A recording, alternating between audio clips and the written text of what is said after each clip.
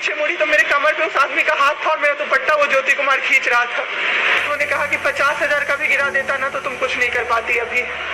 हम लोग चुपचाप वहाँ इशारे से पानी का ऐसे ऐसे बताते थे, लेकिन कोई उनको पानी नहीं पिलाता था सर।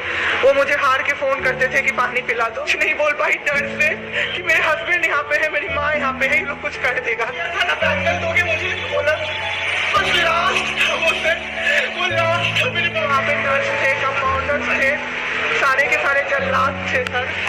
राजेश्वर में डॉक्टर अखिलेश गंदे गंदे इशारे कर रहा था मुझे सर। चलता था ना तो मुझसे सट के क्रॉस करता था सर। मैं चिल्ला रही थी जल्दी आइए ये मर जाएंगे, जल्दी आइए ये मर जाएंगे। कोई नहीं आया और अंकल ने दम तोड़ दिया। ऐसे 3-4 लोग उस 2-3 दिन के अंदर दम तोड़। ज्योति कुमार, सब लोग ध्यान से इसको कवर कीजिए। ज्योति कुमार एक कंपाउंडर था वहाँ पे। नमस्कार, हिंदुस्तान न्यूज 18 में आप सभी का स्वागत है और आपके साथ मैं हूँ समीर मलिक। भागलपुर की एक महिला जिसकी आप बीती सुनेंगे तो यकीनन सन्न रह जाएंगे। एक महिला जिसके पति की शुरू में हल्की तबीयत खराब थी, बाद में अलग अलग अस्पतालों में इलाज हुई। जिस तरह से उस महिला पे ज्यादती हुई, जिस तरह से उस महिला के पति ने दम तोड़ा, शायद आपको झंझोर कर रख देगी। ये कहानी यहीं तक ख़त्म नहीं होती। अगर कोई परिवार वाला कोरोना के संक्रमण से संक्रमित है और अटेंडेंट कोई महिला हो, उसके साथ अभद्रता हो, छेड़खानी हो, यहाँ तक कि बलात्कार तक की कोशिश हो, तो आप क्या कहेंगे? ऐसा ही कुछ हुआ बिहार में, जिससे सुनकर लोग सन्न रह गए। पूरी आप बीती इस वीडियो में देखें।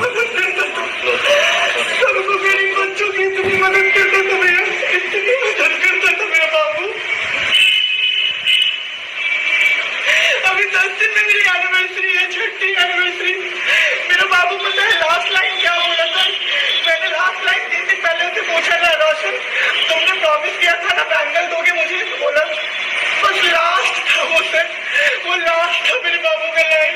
उसके बाद कुछ नहीं बोला। इनके चलते मार दिए बाबू और इनके पास पटा में रहते हैं मैं और मेरे हस्बैंड। अभी होली में हम लोग बिहार आए हुए थे सर। होली मनाने के लिए पूरी फैमिली का गेट टुगेदर था। 9 अप्रैल को मेरे हस्बैंड की तबीयत खराब हुई, फीवर हुआ उनको काफ़ी तेज। हमने कोरोना का 2-2, 3-3 बार टेस्ट करवाया, नेगेटिव आया। RT-PCR के लिए दिया तो वहाँ पे भागलपुर में, सर भागलपुर में थे हम लोग, वहाँ पे 1 दिन 2 दिन वेट करते करते 10 दिन तक रिपोर्ट नहीं आया। फिर हमने नोएडा के एक डॉक्टर हैं उनसे कंसल्ट किया, वीडियो कंसल्टेशन से। उन्होंने बोला कि CT चेस्ट करवाना है। हम लोग भागलपुर गए और CT चेस्ट करवाए तो उसमें उनका इन्फेक्शन आया। 60% लंग्स उनका उसमें इन्फेक्टेड था, डैमेज नहीं था, इन्फेक्टेड था बस। बाकी लंग्स का हर चीज़ परफेक्ट था, सारा चीज़ नाक का, गले का, सब कुछ नॉर्मल था उसमें, रिपोर्ट में था। फिर हम लोग नेक्स्ट डे ग्लोकल हॉस्पिटल है भागलपुर में, ग्लोकल हॉस्पिटल लेके आए। वहाँ पे एडमिट कराया हमने ICU में। मेरी मदर की भी तबीयत खराब थी, मेरी मम्मी और मेरे हस्बैंड दोनों एक साथ एडमिट हुए। वहाँ पे इतनी लापरवाही हुई उनके साथ, इतनी लापरवाही हुई। डॉक्टर्स आते थे बस विजिट के लिए, 10 मिनट देख के गए। उसके अलावा जितने भी वहाँ पे नर्स थे, कंपाउंडर्स थे, सारे के सारे जल्लाद थे सर। कोई दवाई तक नहीं देना चाहता था पेशेंट। मेरी मदर टचवुड बेटर कंडीशन में थी थोड़ी, मेरे हस्बैंड बोल भी नहीं पा रहे थे उस समय तक। इशारे से पानी का ऐसे ऐसे बताते थे, लेकिन कोई उनको पानी नहीं पिलाता था सर। वो मुझे हार के फ़ोन करते थे कि पानी पिला दो।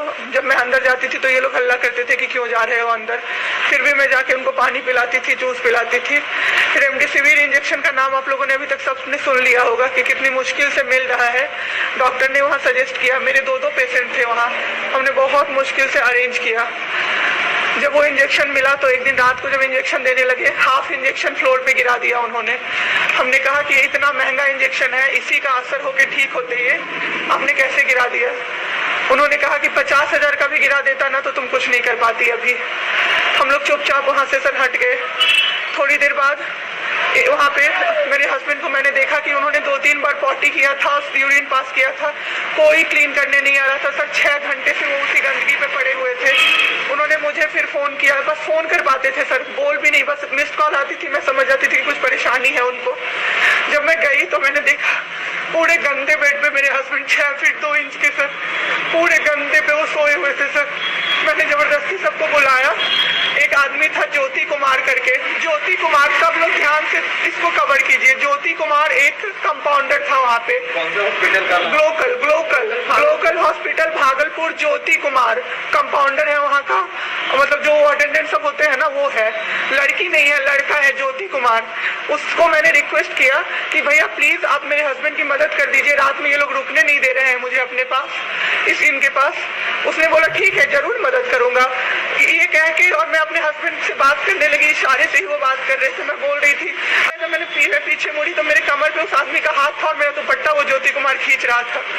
मेरी माँ पीछे से चिल्लाई, मेरे हस्बैंड ऐसे ऐसे होने लगे, पूरा पसीना उनको चल गया, कुछ बोल नहीं पा रहे थे वो।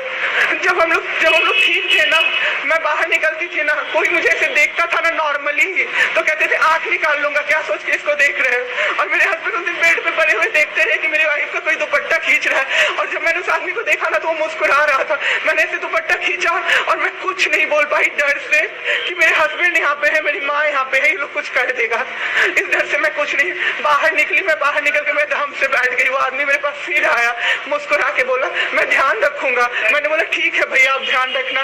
मैंने कुछ नहीं बोला उसको, कुछ भी नहीं। 2-3 दिन बाद ऐसी कोई सुविधा नहीं, कुछ नहीं। मेरे हस्बैंड की तबीयत उस दिन से बिगड़ी जब रात के 2 बजे में मेरी मदर के बगल वाले बेड पे एक अंकल, मास्क उनका हट गया था और वो अंकल चिल्ला के नर्स को बुला रहे थे और मेरी मम्मी चिल्ला रही थी जल्दी आइए ये मर जाएंगे, जल्दी आइए ये मर जाएंगे। कोई नहीं आया और अंकल ने दम तोड़ दिया।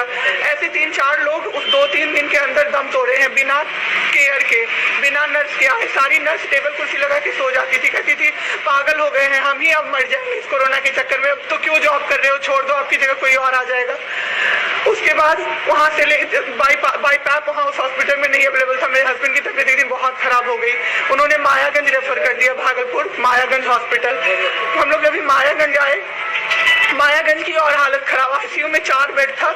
मेरे हस्बैंड के बगल वाले बेड पे 4 लोग 6 से 7 घंटे में 4 लोग खत्म हुए। क्यों खत्म हुए? वो नर्स को बुला रहे थे, सिस्टर आ जाओ, दिक्कत हो रही है, और सिस्टर नहीं आती थी। एक अंकल तो बुलाते बुलाते उलट के गिर गए, पूरा सर फूट गया, ब्लड और मर गए वो अंकल वहीं पे।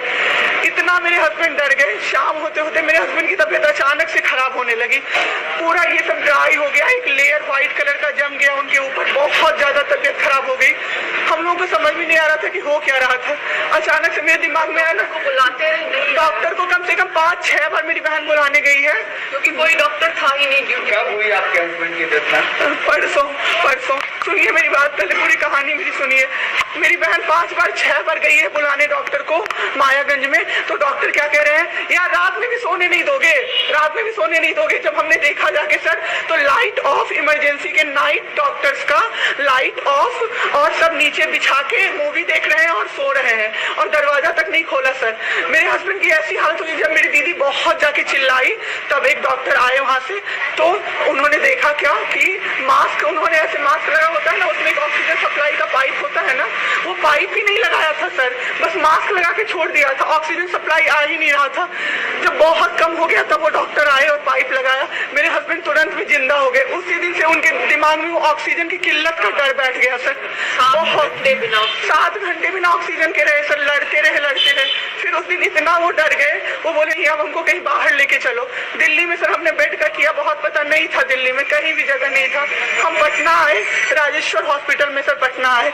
यहाँ पे इन्होंने कहा आईसीयू में अटेंडेंट नहीं अलाउड है, नहीं जाओगे आप। मेरे हस्बैंड रोने लगे कि मेरी वाइफ को बस भेज दो, वो रहेगी तो मैं ठीक हो जाऊंगा। इन लोगों ने नहीं अलाउ किया सर। मैंने देखा एम्बुलेंस से हम लोग भागलपुर से पटना आए थे राजेश्वर, रास्ते में उनको 3 बार पॉटी हुई थी सर। उसी गंदे बेड पे उनको 4-5 घंटे राजेश्वर में सुलाया रहा। मैं 10 बार जाके बोली बाहर से कि सर प्लीज बेड क्लीन कर दीजिए, वो हम लोग देख लेंगे ना। एक डॉक्टर निकले, मैंने बोला, वो मेरे हस्बैंड अंदर से ना बोल नहीं पा रहे थे, अंदर से ऐसे कर रहे थे, बुला रहे थे सबको। मैंने कहा सर वो बुला रहे हैं किसी को बाहर से, तो एक डॉक्टर मुझे कहता है अरे छोड़िए ना, वो छोरा तो ऐसे ही बौखला रहा है जब से आया है। मैं उस समय कुछ नहीं कर पाई सर। उस उसके बाद उनका ऑक्सीजन लेवल जब 37 हो गया, तब मेरे साथ मेरी दीदी थी, मेरे जीजा जी थे और मेरे जेठ थे। तब मैंने अपने जीजा जी को बोला कि अब मेरे से नहीं रहा होगा, मुझे किसी तरह से अंदर भिजवाइए। तब उन्होंने जबरदस्ती मुझे अंदर भेजा और 37 से 74 मैंने कर दिया 10 मिनट में। मेरे बाबू का ऑक्सीजन लेवल मैंने बढ़ा दिया। उसके बाद इन लोगों ने मुझे बोला, तो मैंने बोला सर अटेंडेंट अलाउड है, सारे के अटेंडेंट बैठे हुए थे। तो एक डॉक्टर ने मुझे बोला अटेंडेंट अलाउड नहीं रहेंगे तो कैसे काम चलेगा, सब तो कोरोना से बीमार पड़ रहे हैं, हम लोग कितना देखें, हम लोग क्या मर जाए खांसते खांसते सबको देख के, बैठिए चुपचाप और देखिए। 15 दिन तक सर एक टेबल पे एक लगातार मैं बैठी हूँ। आज 1 महीना पे मैंने ब्रश किया है सर, 1 महीने पे ब्रश किया है मैंने। बाबू को बहुत ठीक कर दिया, इतना स्ट्रॉ लगा के सर, मास्क के अंदर से स्ट्रॉ लगा के बाबू को मैंने जूस दाल रोटी सब कुछ पिलाया सर।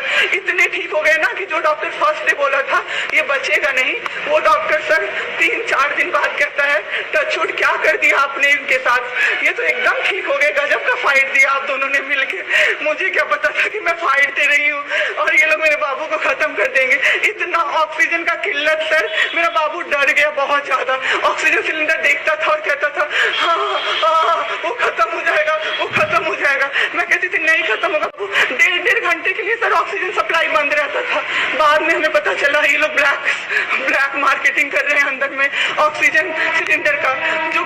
जो अस्पताल वाले हैं ना वो ऑक्सीजन सप्लाई बंद कर देते थे ताकि बेचैन होके लोग खरीदे उन्हीं से। हम भी खरीदे सर, मैंने भी खरीदा, क्या करते हमें भी तो चाहिए था। परसों सर सुबह में हमारे पास एक ही सिलेंडर था, पाइपलाइन बंद हो गया, मेरे हस्बैंड को बाईपैप लगा हुआ था, उनको 2 सिलेंडर से जाना था, एक ही सिलेंडर था। सिलेंडर मांगते मांगते कहीं नहीं मिला सर, मेरे हस्बैंड खत्म हो गए, मेरे हस्बैंड खत्म हो गए सर। मेरा बाबू चला गया हमको छोड़ के। आपके साथ यहाँ पे भी सर, यहाँ पे राजेश्वर में डॉक्टर अखिलेश गंदे गंदे इशारे कर रहा था मुझे सर। चलता था ना तो मुझसे सट के क्रॉस करता था सर, मैं इग्नोर कर देती थी कि मेरा हस्बैंड है यहाँ पे, वरना अगर बाहर होता चप्पल खोल के मैं मारती सर ऐसे इंसान को। वहाँ पे मायागंज हॉस्पिटल में डॉक्टर्स, कोई भी डॉक्टर नहीं आता है, कोई सीनियर डॉक्टर नहीं, जूनियर डॉक्टर नहीं, और पेशेंट की सिर्फ एंट्री कर देते हैं कि फिजियोथेरेपी किया गया, ये बेबाबू नाक का क्या करते हैं, नेबुलाइज किया गया, 4 बार नेबुलाइज किया गया, कोई चीज नहीं होती है, सिर्फ पेशेंट की एंट्री कर देते हैं। एंट्री सब किया हुआ रहता है कि ये बड़े डॉक्टर आए, ये बड़े डॉक्टर आए, उन्होंने पेशेंट को देखा, नेबुलाइज किया, फिजियोथेरेपी हुआ, पेशेंट को कुछ नहीं।